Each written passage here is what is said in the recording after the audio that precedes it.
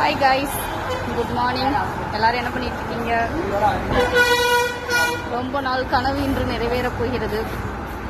அடிக்கடி சொல்லிட்டு இருப்பேன்ல, வெளியில போகணுன்ட்டு ஒரு இடத்துக்கு. ஓம் நம சிவாய. இவ்வளோ நாள் மாறி போக முடியாம போச்சு. இன்னைக்கு திடீர்னு கிளம்பியாச்சு. எதிர்பாராமல். சொல்லுங்க, இஞ்சிட்டியா இருந்தா ஒன்று கொடுங்க. சக்கரை கொஞ்சம் கம்மியா போட்டு. என் தங்கை இன்னும் வரல. வருவாங்க.